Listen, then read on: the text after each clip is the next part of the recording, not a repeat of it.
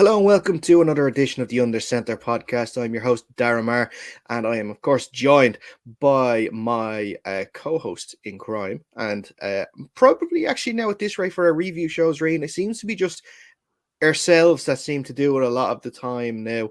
Of course, Reem Malloy joining me. How are you, man? Good. I think we do it because we're the ones who need the therapy. It's always a bad time for our teams most of the time. Yeah, no, look, doing as well as you can be after another loss at the weekend. Well, I think one person that needs the therapy more than us is your brother. Yeah, losing to the Cowboys, not a good look. That's it. Listen to the Cowboys indeed, and we'll get onto that game as part of a review of all the games.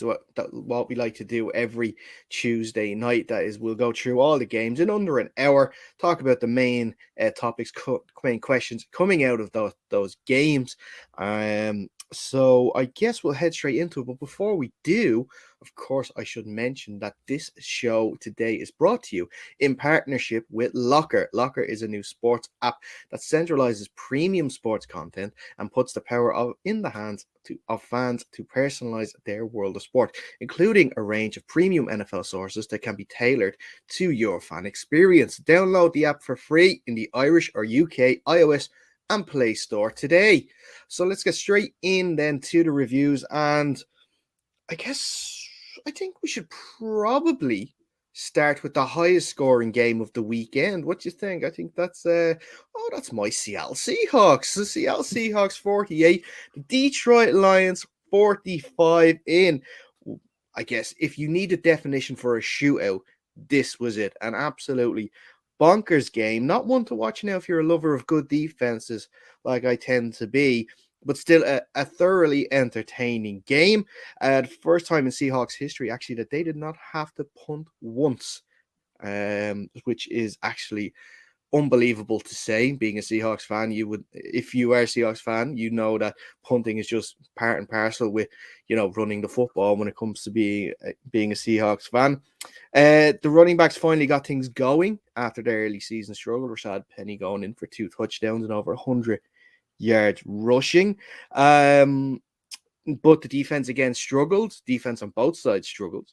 The Lions were missing two important players, of course, DeAndre Swift and Amon-Ra St. Brown. But I would question whether or not they actually missed them, because they pretty much scored on every drive as well in this game. So I don't think it would have changed too much for them. It was the defense that was the issue for them. But Rain, a really, really enjoyable game for the neutral. Yeah, absolutely. It was like watching college football on a Sunday. A lot of scoring, a lot of offense, and not much defense being played at all. I think for me, the Lions need to start getting worried about losing these games by one score, where they're scoring over 35 points. Like every other team in the league, when you score 35, you win a game. That's how it works. But now they've done that 3 times this season and lost those 3 games. So yeah, not really a good look for the Lions. But yeah, the Seahawks looked great on offense, and I'm really buying into all this Geno hype. Yeah, of course, Geno going for 320 yards and 2 touchdowns, and adding a rushing touchdown into it as well. But one thing that's been impressive in these last 2 games, especially we've seen, is the connection that he's getting with DK Metcalf. Metcalf in this game going for over 100 yards. Didn't score a touchdown, but was still very effective in the passing game. The same with the game last week against the Falcons. And what many would have feared with Metcalf losing Russell Wilson was that his productivity would go down. But now we've seen in the last 2 weeks that that's definitely not the case. Yeah, it's finally starting to click between the two of them. I think that zero on the TD kind of box score is going to annoy him going into next week, and that's just going to make him even more dangerous, I think. So expect him to have another big game next week, and expect that connection between himself and Geno to grow and grow as the weeks go on. Well, if he keeps putting up those numbers, for sure, he can take whatever cart he wants to go to the bathroom, which is what he did, of course, on Sunday, which I'll tell you, as a Seahawks fan, my heart was in my mouth a little bit. They're seeing him on the cart going towards the locker room before finding out the reason why. but because that's one injury that they don't want to see for sure. But yeah, a very entertaining game for the neutral and for Seahawks fans. Maybe a bit for the Lions fans, getting to see Jared Goff, score 4 touchdowns as well himself in that game too, and TJ Hawkinson going for a franchise record in receiving yards as well for a tight end. So a very entertaining game. The Lions go to 1-3. The Seahawks are now back to 502-2. So we'll see. Like you mentioned, the Lions have some real concerns on the defense, with even some murmurs going around that defensive coordinator Aaron Glenn could be losing his job soon if things don't turn around. But we'll move on to the next game, and that is the Buffalo Bills 23, the Baltimore Ravens 20. The Bills were down 20 points to 3 at one point in this game before mounting a comeback to get a vital win in this AFC matchup to continue to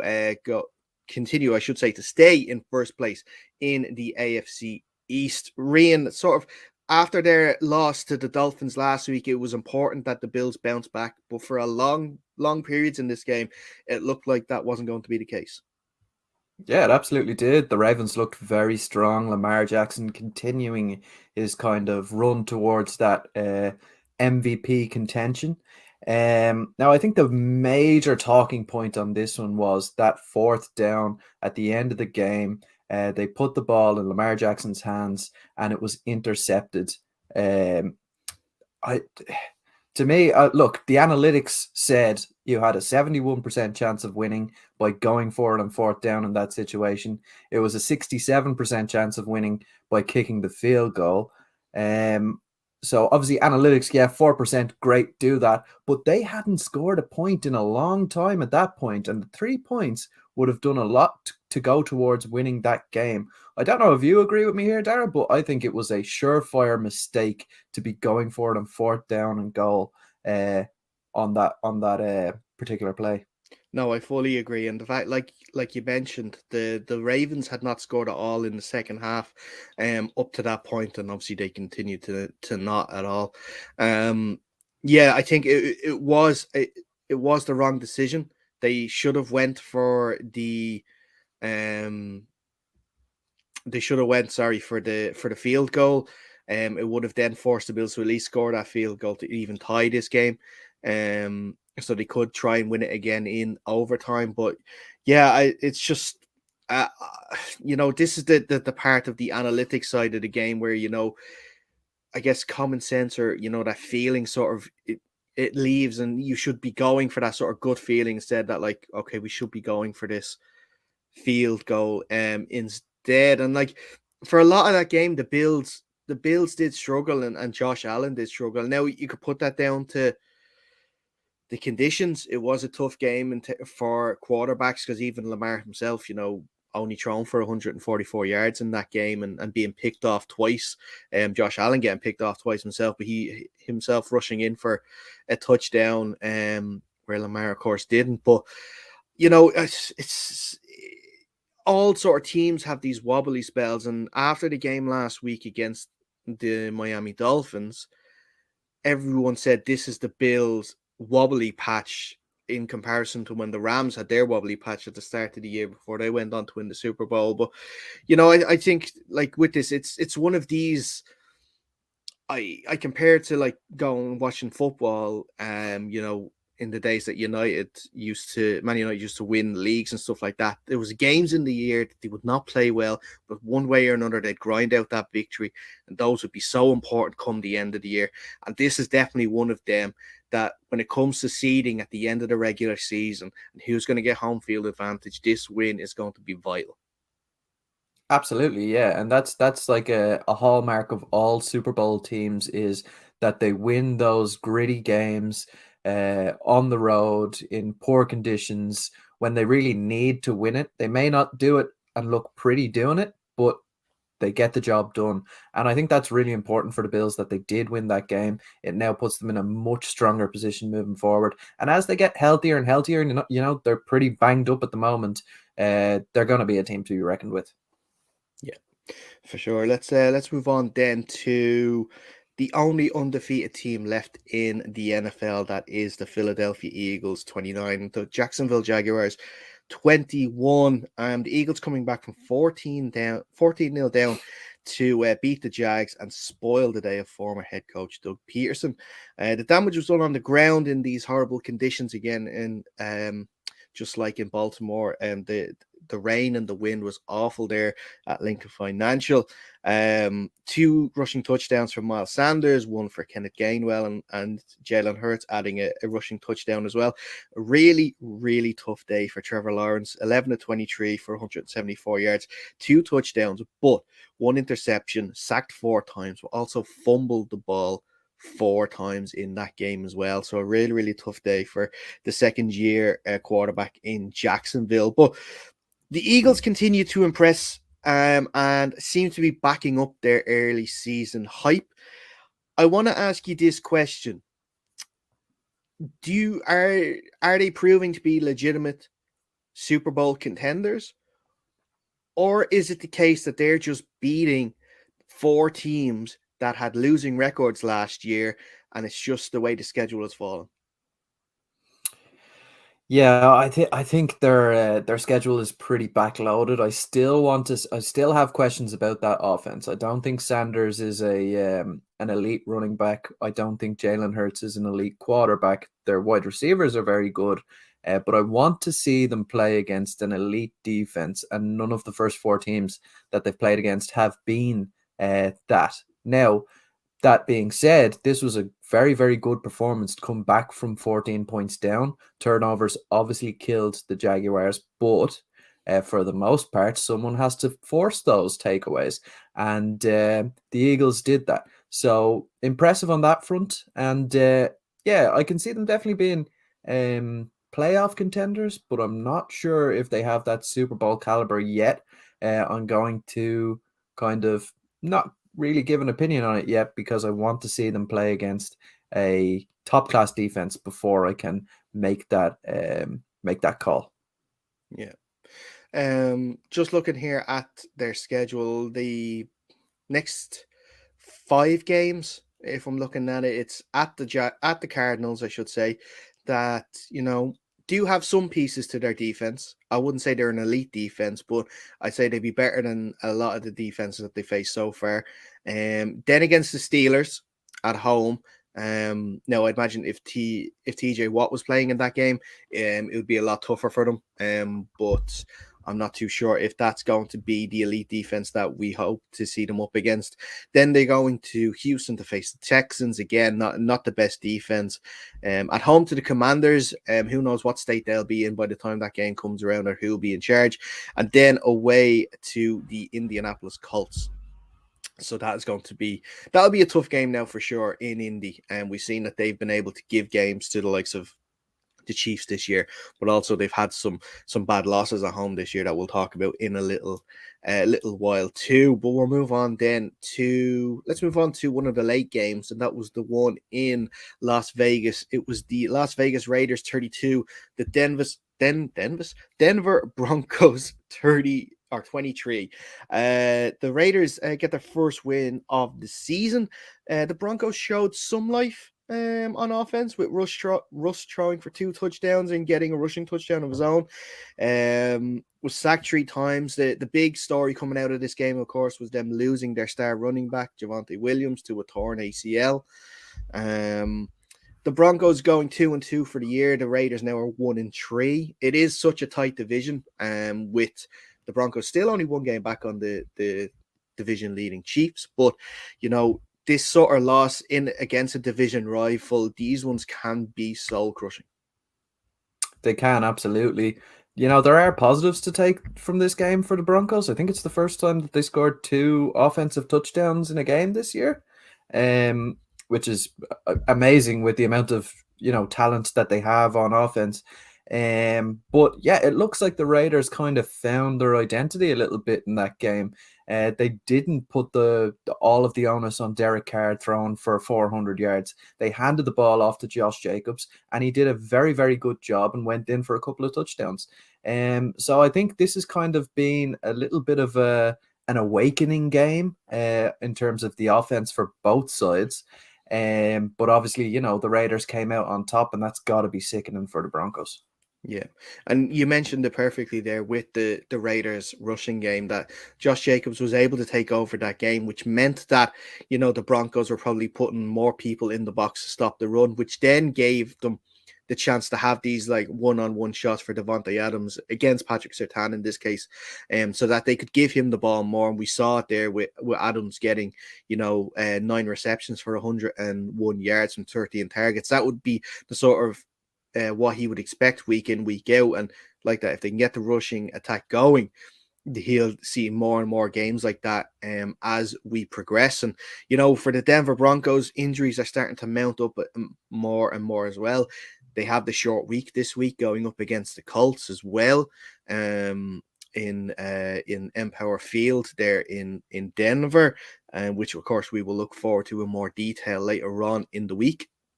But with the offense as well, and with Russ, I've seen a lot of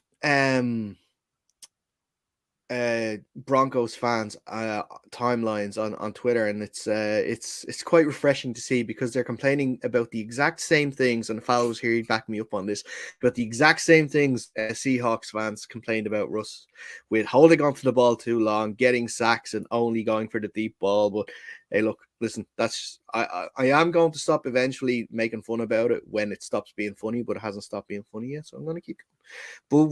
We're going to keep going and move on to the next part of the show, and we're going to look at the London game. Minnesota Vikings 28, the New Orleans Saints 25. A double doink miss field goal from Will Lutz right at the very end denies the Saints the chance to go to overtime against the Vikings, who squeak out a win here in the London game. Rian, what was your thoughts on this? Yeah, very unlucky by Will Lutz to double doink that one. It looked like it was going in from the very moment he kicked it. You saw all of his O-line, the coaches on the sideline were all celebrating before it kind of started to drift out and just hit the post. Yeah, very difficult to see, very difficult to watch. But what struck me was how conservative Andy Dalton was in the first half playing for the Saints. I understand it's his first start for the Saints in the regular season. So maybe he was just going, right, I don't want to lose this game. I may not win it, but I don't want to lose it. But it kind of just killed their chances a little bit.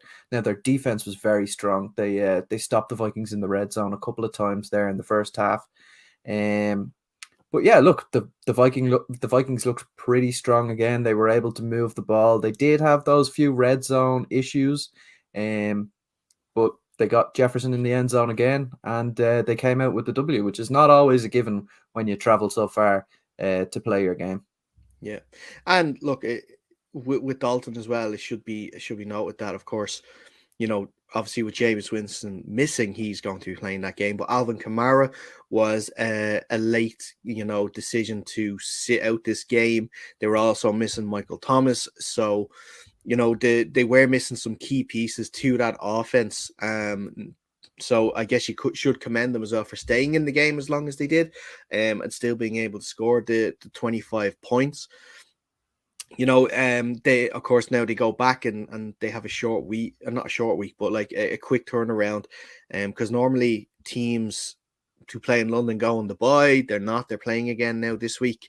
The Saints are playing, actually, they're entertaining the Seahawks at home. And the Vikings have an NFC North matchup against the Bears at home as well. So, a really tough week now in store for both teams. Right. And I just wonder, is this kind of move away from the bye week after the London games, is this kind of a trial run to see how a franchise in London would work? Because they can't give everybody a bye week as soon as they travel to London. That's just something that popped into my head. I think teams are given the choice. They're Right. given the choice if they want to take up their bye week after their London game when they're chosen for it. And obviously, with it being so early in the season, you can sort of understand why both sides don't want to have their bye week now. Yeah, absolutely, absolutely. But yeah, as you said, it's going to be a tough week for both of them. Saints being banged up, it's another opportunity for the Seahawks to go and get a W there. Yeah, and we'll see, and we'll see, because that is obviously a much stouter defense than the Lions, and we'll see what happens there with that game. On the other side of things with the Vikings, how have you been with? How have you felt Kevin O'Connell has done in his first year as a head coach? Yeah, I think he's doing all right. I mean, he's right up there with Green Bay, 3-1 to start the year. That's as good as you can expect, and particularly beating Green Bay in the first game of the season. That's always a sweet one to have. I'm impressed. I'm impressed, and I like what he's doing in terms of, like, we saw that fake punt that went for whatever it was, 20 yards. That was very nice. It's something that you don't often see from the Vikings. So I like what he's doing there. He's kind of instilling his own brand of football on the team, and it seems to be working out well. Okay, very good. Let's go back to some of the early games then from last week, and let's actually talk about the AFC South matchup. And that was, of course, the Tennessee Titans 24, the Indianapolis Colts 17. All the damage was done in the first half by the Titans scoring 24 points in the first two quarters, to lead by 24 points to 10 at halftime. Derrick Henry sort of seems to have warmed up now after the first 2 weeks where he was a little underwhelming. Last week and this week, he is definitely the sort of Derrick Henry of old, and looks like he's getting over his foot injury quite well. A tough day again for the Colts in terms of moving the ball on offense. Matt Ryan passed for over 350 yards again with 2 touchdowns and an interception, but it sort of struggled on the ground again with Jonathan Taylor only going for 42 yards from 20 carries, and now is an injury doubt for their Thursday night game against the Broncos. But Rian, in this game between the two sides we expect to battle it out for the AFC South title this year, it seems as though that the Titans are still holding on to that crown as the team to beat, I should say, in the AFC South. Yeah, they seem to be.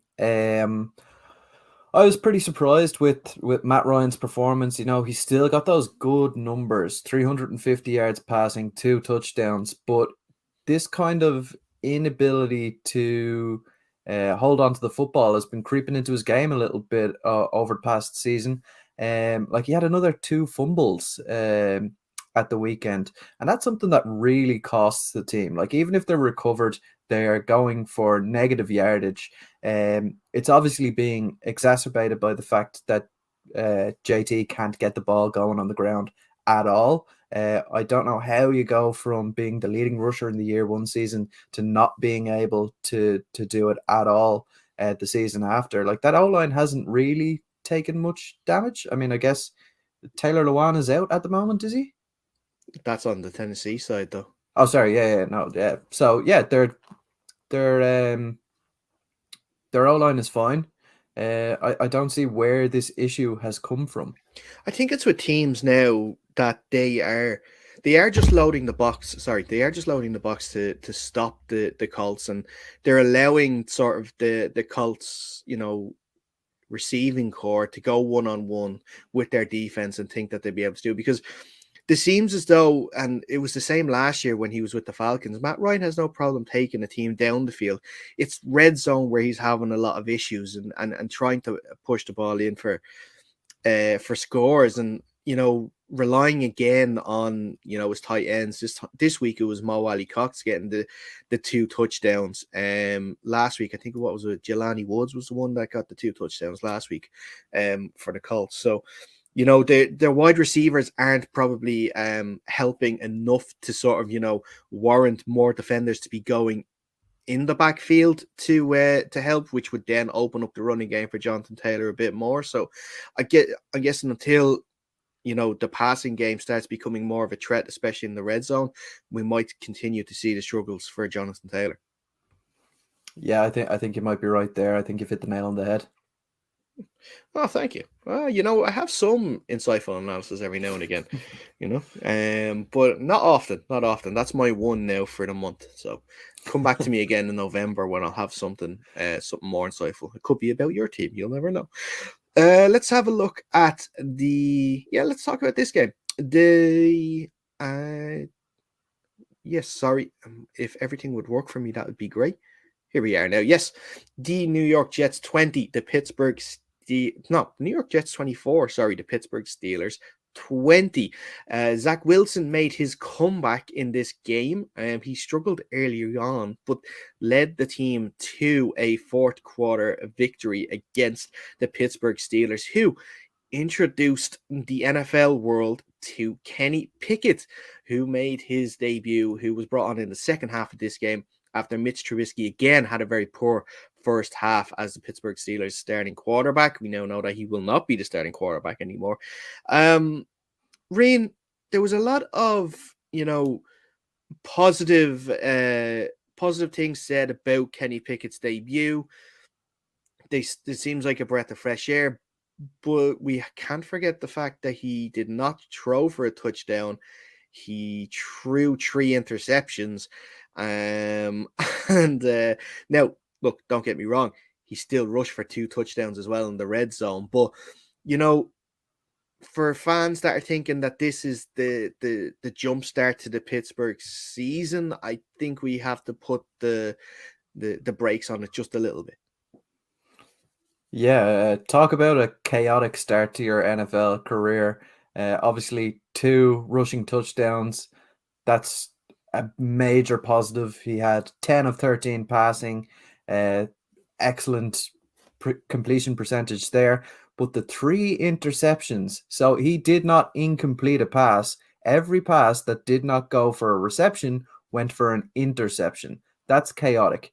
I don't really like Kenny Pickett as a quarterback. I don't think he has the physical traits to make it as an NFL quarterback. He doesn't have the arm strength. His hands are too small.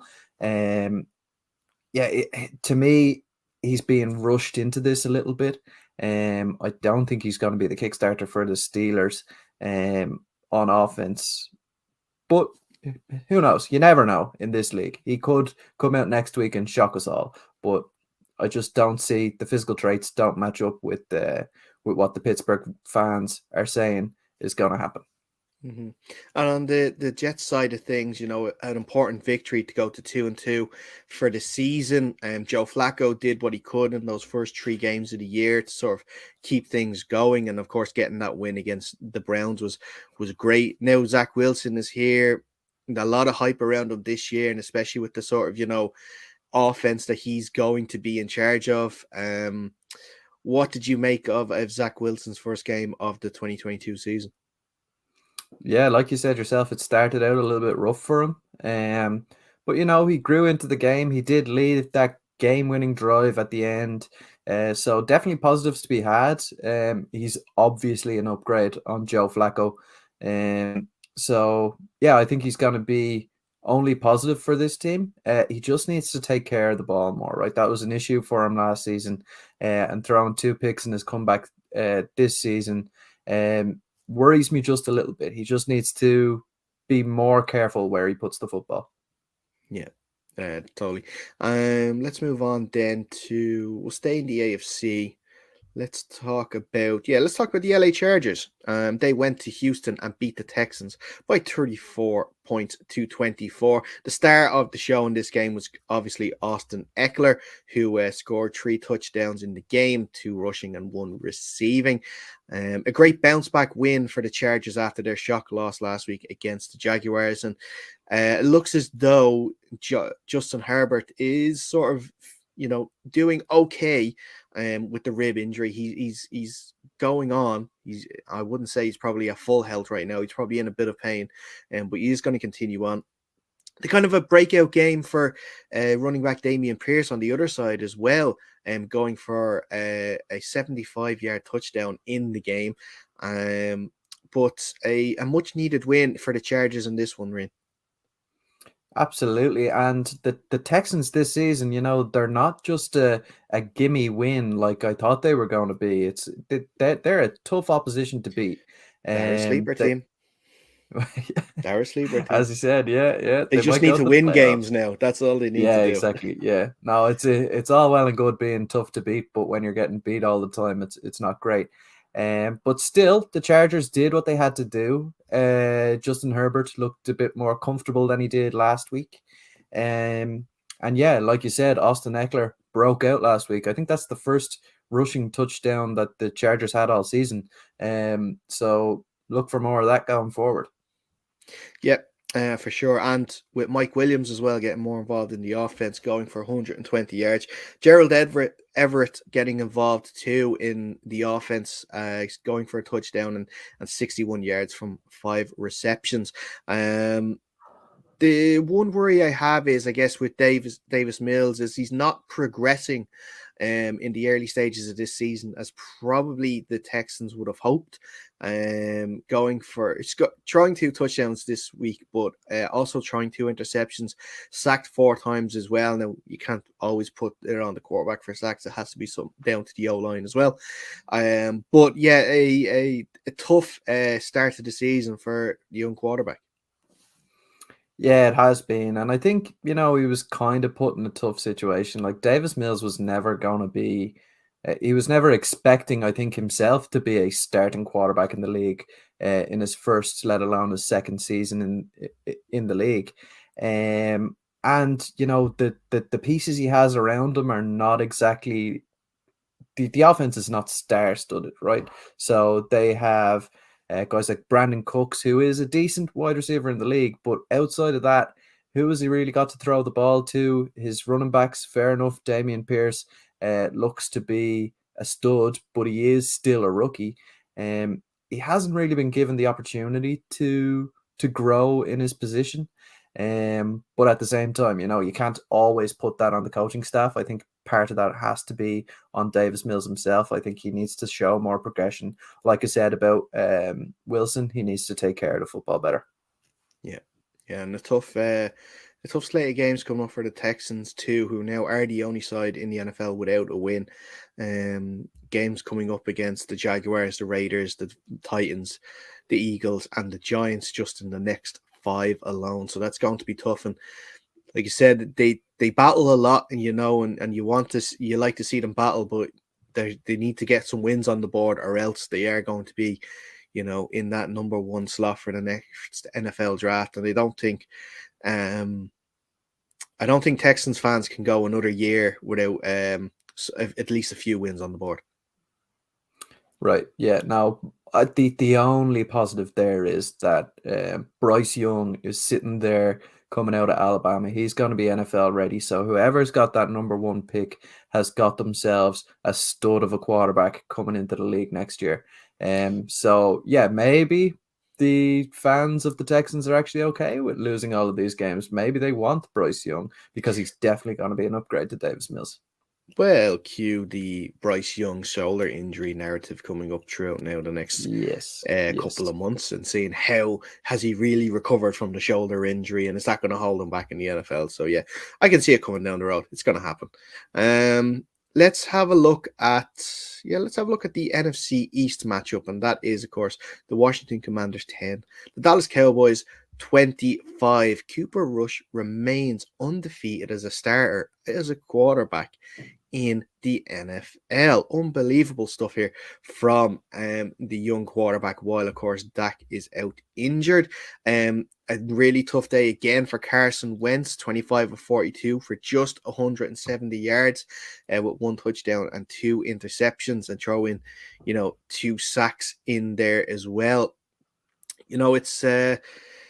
It's really tough for the Commanders at the moment. They started with that win and now followed by 3 losses. And like that, we do our hot seat rankings at the moment. And, Ron Rivera is in the top 4.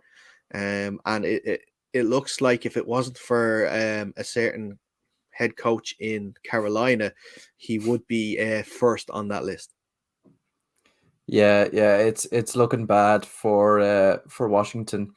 their O-line just looked atrocious in the game. I watched that game start to finish. And in terms of just penalties, false starts, missed blocks, I don't know how Carson Wentz escaped with only 2 sacks in that game. There was pressure on pretty much every drop back that he had. Now, that being said, the Dallas Cowboys looked pretty good in that game. I was putting McCarthy on the hot seat myself there at the start of the season, but I mean, starting 3-1 with his only loss coming against the Buccaneers, that's pretty good going. And Cooper Rush, if you believe, I don't know if you do believe, but Jerry Jones is saying we may have some quarterback controversy on the horizon when Dak Prescott returns. I don't buy that for a minute. I think he's just trying to up the ratings. But yeah, look, Cooper Rush, I'm on that Cooper Rush train. Yeah. It was also great to see Michael Gallup in this first game back score a touchdown after the ACL injury. So they are getting healthier in the offense. Yeah, it's a weird one. I saw the Jerry Jones interview, and he says that he mentioned that Dak is not going to be coming back this week for sure. Anyway, they're facing the Rams this week. It's because he still can't grip the ball properly. So we'll see how long it's going to take for him to come back from that. I still think it's going to be a couple of weeks, but you can't possibly think that, Cooper Rush is going to beat Dak Prescott out in the QB battle in Dallas, do you? I just think Jerry Jones thinks he has like a Tom Brady situation brewing, give the money to Bledsoe and then he goes down, Brady comes in, wins the starting job. It's not going to happen. They pay Dak Prescott too much, and he has that little bit of a more diverse skill set, right? He can beat you with his legs as well as with his arm. I'm not the biggest Dak Prescott fan, but I still think he's an upgrade on Cooper Rush for the time being anyway. All right, fair enough. Yeah, so it's 3-1 for the Dallas Cowboys, 1-3 for the Commanders, who sit bottom of the division. We're sort of, we've been sort of robbed of a decent NFC East, battle for the last couple of years. It looks like we might be getting it now between the Eagles and the Cowboys. And look, I can't leave out the Giants because their record speaks for itself too. Yeah, exactly. I like the Giants this season. Real gritty, real tough. They're making those hard fought wins. So yeah, I think it's a nice little battle brewing there. Definitely, for sure. And once these matchups happen, because between these three teams, it's definitely going to be entertaining, and we're finally getting something decent in the NFC East, and we are all here for it, even though our two NFC East supporters aren't here to back us up on that. But that's okay. They can let us know how great the NFC East is next week when they're back. But let's move on to let's have a look at the Cleveland Browns going down to Atlanta and losing 23-22. The Atlanta Falcons. Now, I must admit, I didn't see much of this game this week, but it looked like it was a bit of a struggle, especially for Mariota. 139 yards from just 19 attempts with an interception. It was a lot of the damage was done on the ground. Although it wasn't called Daryl Patterson this week, it was Tyler Algier. I hope that I'm pronouncing his second name right. Of course, Patterson actually going on IR now for 4 weeks. So fantasy football players, if you're looking for someone off the waiver wires, there you go. Tyler Algier for the next 4 weeks is definitely one to have a look at. Or Caleb Huntley, who went for a touchdown and 56 yards in this one too. So, but one of the big questions in this game is, after the monster game Kyle Pitts had last week against Seattle, he only has one reception for 25 yards in this one from 4 targets. And for a first round pick from last year that everyone was so hyped about, what can Atlanta do to get him more involved in the passing game? Yeah, that's a very good question. I think the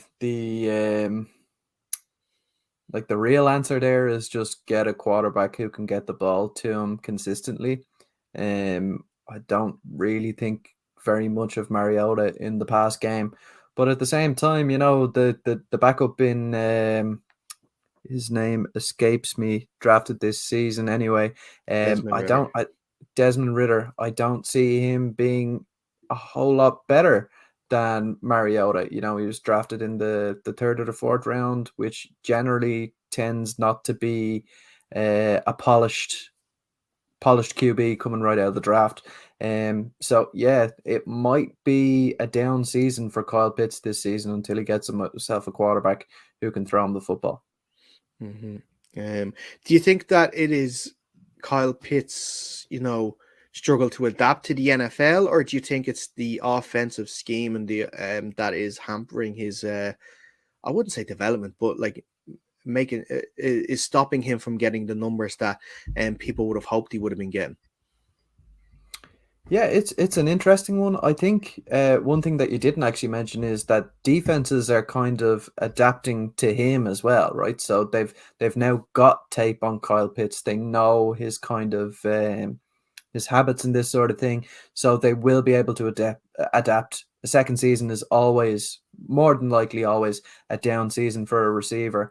But like you said, the scheme over there on the offense, I think they've moved more towards running the football and kind of playing around that mobile quarterback that they have, and that kind of rules out the tight ends a little bit. So maybe that's where Kyle Pitts is missing out. But I mean, this guy, he's not even a traditional tight end. You can line him up outside, you can line him up in the slot. He's still going to have success.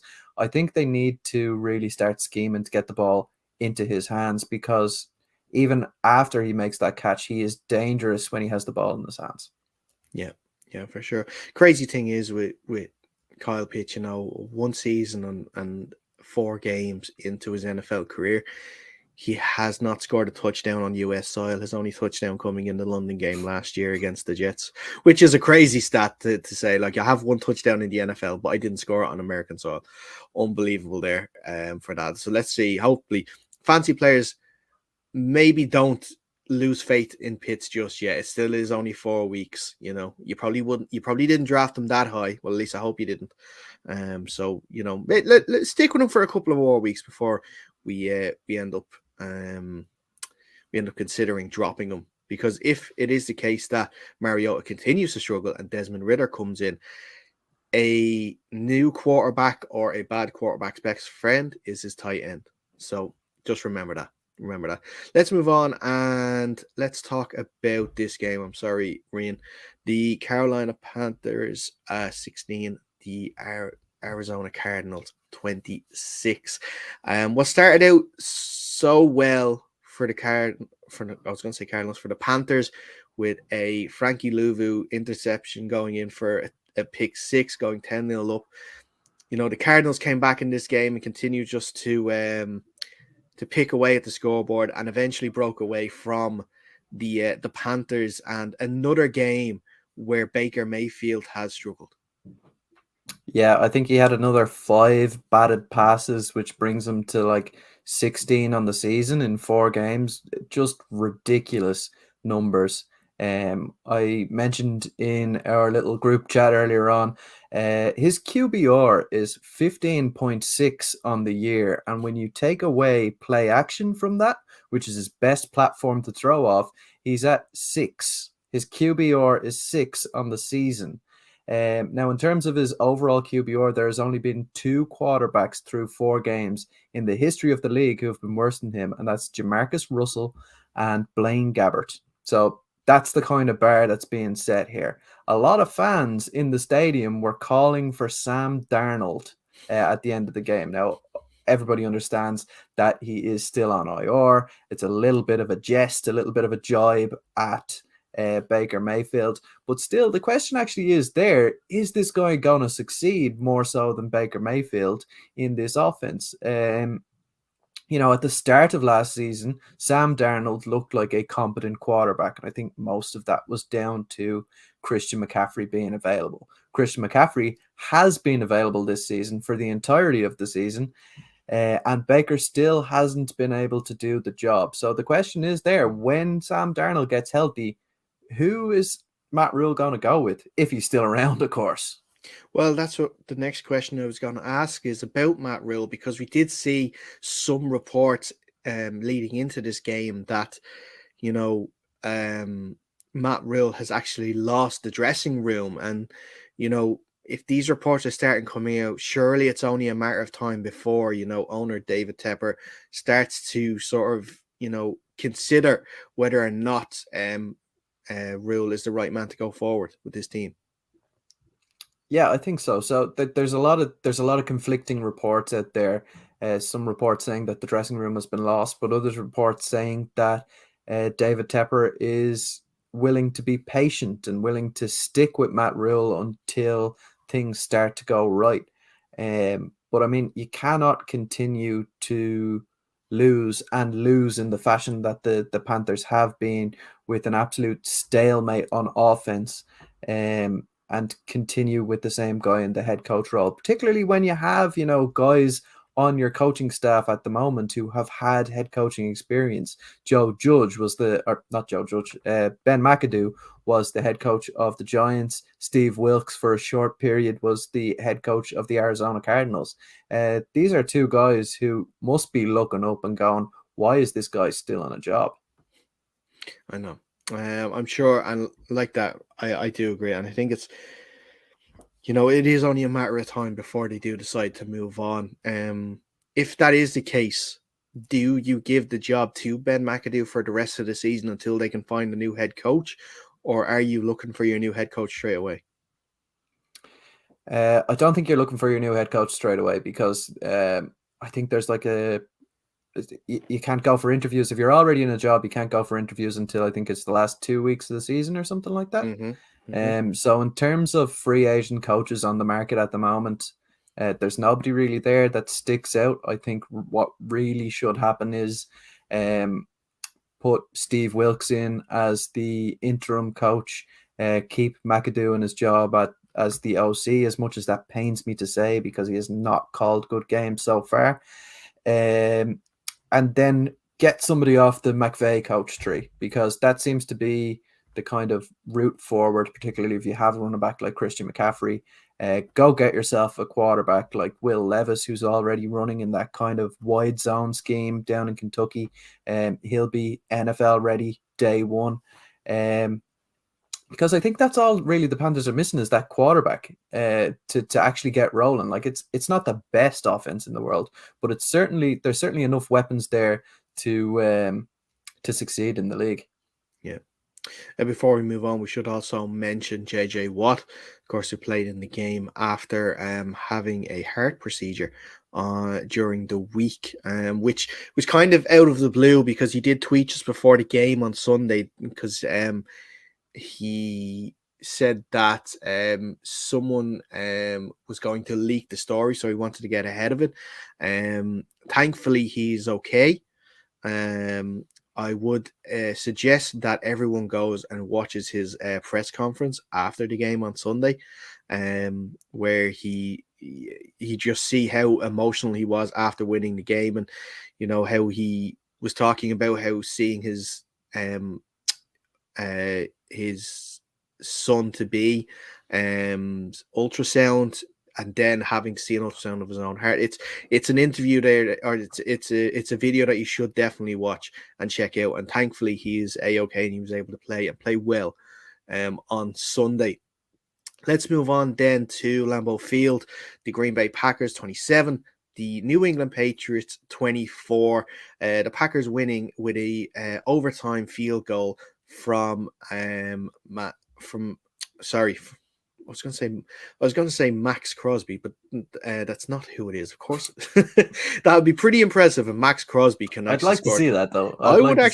I would love to see that too. Sorry, Mason Crosby, scoring the winning field goal in a game that, in our own prediction league, most of us locked up the win for the Packers in this game, thinking that because Mac Jones was out and Brian Hoyer was going to be playing, that the Packers would win this game easily. But the Packers struggled in this game, and the New England Patriots, led by not Brian Hoyer, but by Bailey Zappi, stayed in this game for obviously till the very end, taking it to overtime, and had a chance to win the game.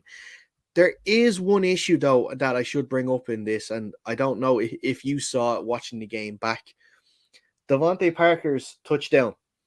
Did you see the issue with that?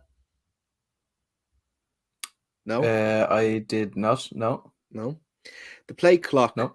was pretty much at -2 seconds by the time the ball was snapped. The referees should have clearly Sorry. thrown Yeah. that flag for delay of game. It was actually worse than the Justin Tucker one against the Lions last year, where that was about a second or two over the play clock.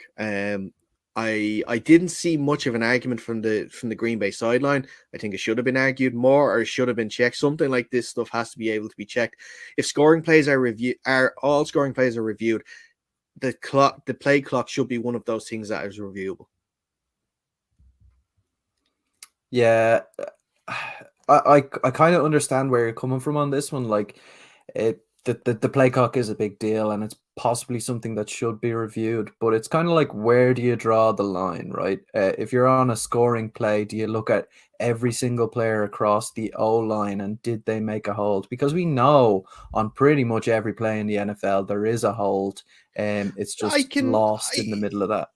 I can understand that. I can understand that. Okay, you can't watch everything to make sure it's a perfect play, and I know it's mostly just watching for if the feet are in bounds, if he makes a catch, or if the quarterback doesn't go past the line of scrimmage. But this was so egregious. It was 2-3 seconds over the play clock that it should have been called, and it should be something that should be considered, because it's not something that you have to keep an eye out for in terms of like that. You don't have to watch every movement of the offensive lineman to make sure that there's not a hold. This is just a pretty clear cut thing.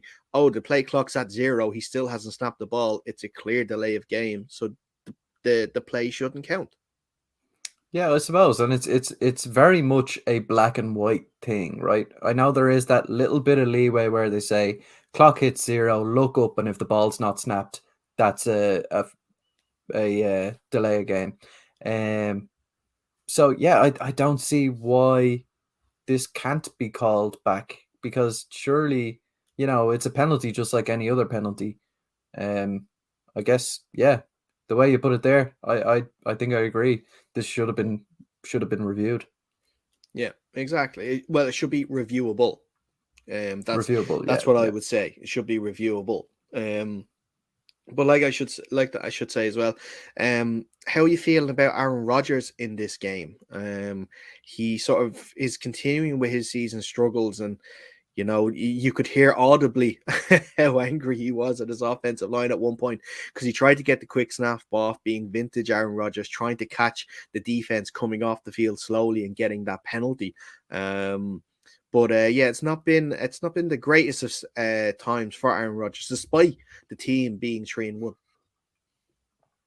Yeah, yeah, it's been a weird one for Aaron Rodgers. His quarterback rating is sub 60, which is absurd for him. Usually he's like up in the hundreds. But yeah, it was a weird one. He still had 250 yards passing. He still had about 60 to 70% completion on his passes. But he still didn't look like the Aaron Rodgers we know, and some of us love, some of us hate.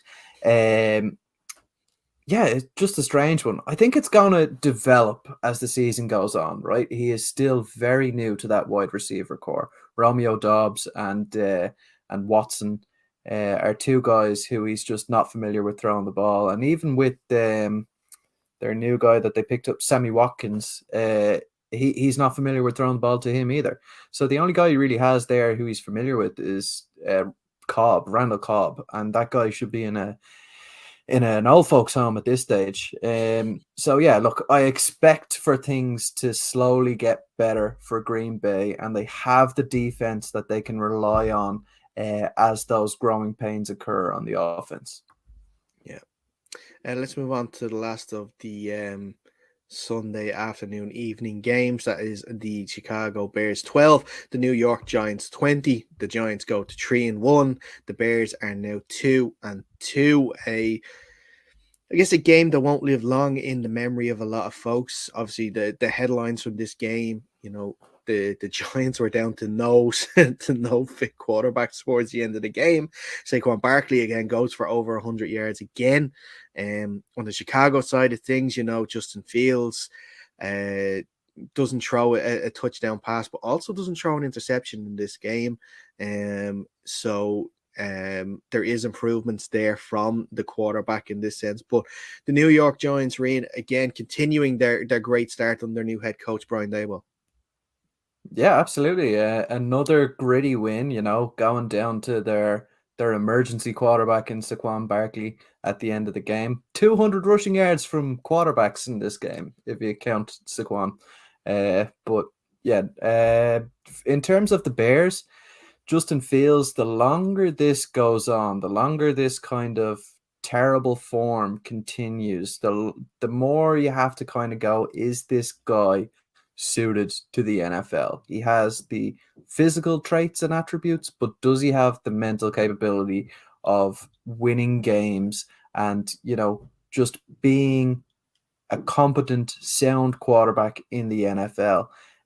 He is quite lucky to have that kind of running game behind him. Khalil Herbert had another big game this week, 77 yards on 20 carries.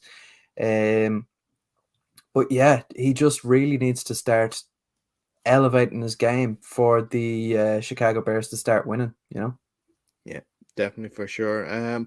We'll move on then quickly to the primetime games. I know we're a little short of time in this one, but the Sunday Night Football, the Kansas City Chiefs 41, the Tampa Bay Buccaneers 31. Patrick Mahomes goes for 3 touchdowns in this game, but also Tom Brady goes for 3 touchdowns in this game, but Brady fumbling the ball. And, the Chiefs in this game, just really dominated proceedings in this Super Bowl matchup. Super Bowl rematch, I should say. Yeah, and I think the scoreline flatters Tampa Bay a little bit. By my watching, Kansas City were by far the better team the entire day. Tom Brady, we might start needing to put him in the same category as Dak Prescott and Carson Wentz, because he was stat stuffing at the weekend. I thought, yeah, fine, he threw for 385 yards, 31 points on the board, but did he really look like he was ever going to win that game? No, not at all. No, and like that, they only rushed the ball in this game 6 times. 3 for Leonard Fournette and 3 for Rashad White. Which I don't know, was this a sort of a game that Brady thought, like, I want to throw the ball? Like, he threw the ball 52 times in this game. Yeah, for a 45-year-old. Yeah, don't make your 45-year-old throw the ball 52 times in a game. That's just ridiculous. But that's the thing. Was it them making Brady throw 52 times, or was it Brady wanting to throw 52 times? Is there something maybe in the news that we heard this week? Brady wanting to go out and just let out a little bit of steam after the supposed, rumors in the gossip columns that we're seeing now.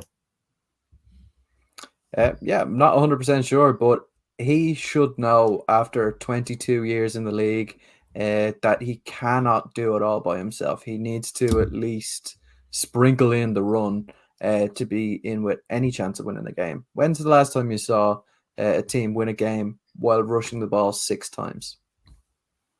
Very good question. Very good question. That's it. It is what's they call it? Complementary football, and that definitely wasn't that by the Buccaneers on Sunday night. Let's quickly have a look at the Monday Night Football game. That it was the NFC West matchup between the LA Rams and San Francisco 49ers. The 49ers beating the Rams 24 points to 9. Kyle Shanahan continues with his great record over Sean McVay. The Rams continue their poor start this season. The 49ers defense continued their great start to the season.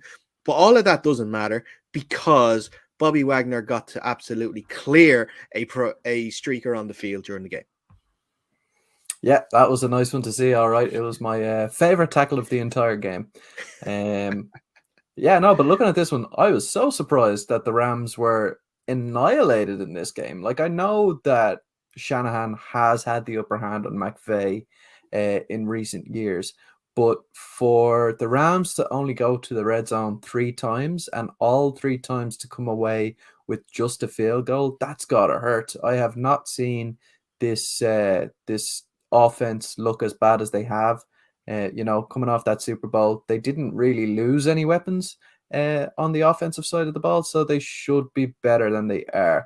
And I think a lot of that stems from Matthew Stafford. He has 2 touchdowns and 6 interceptions or something.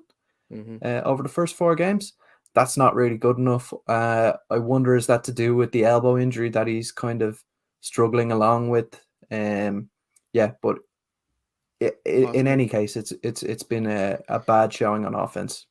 Yeah, I fully agree with you. It has been poor by Stafford, and you mentioned that like they lose Odell, and they brought in Allen Robinson, and I think in the first 4 weeks, obviously Allen Robinson is probably the biggest flop of the season so far, and he just hasn't been involved in the passing game. Now, whether that's through the fault of his own in his route running and in practice, or Stafford just doesn't fully trust him, we don't know, but we'll see how that progresses throughout the whole season. But yeah, a great win for the 49ers and a good bounce back win after last Sunday Night Football's defeat in Denver against the Broncos, where by all accounts the offense did not play well, but they did play well this week, with of course Deebo Samuel going for that huge touchdown run, breaking about 20,000 tackles on the way there too. But that is where we're going to wrap up this edition of the show.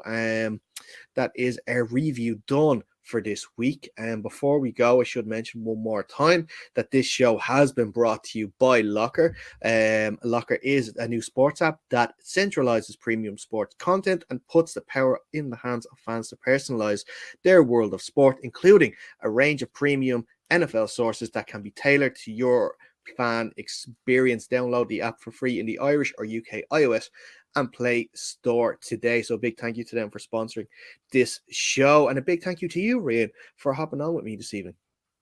And a big thank you to you for asking some excellent questions. Oh, well, look at you, you charmer. I'm definitely having you back on again now next week. But like I said, we will be back later on, though, this week, where we're going to be having a look at the Thursday Night Football in depth. And we'll have a look at the weekend's games a little bit too, as well, with that. But until next time, stay safe, and we'll see you soon.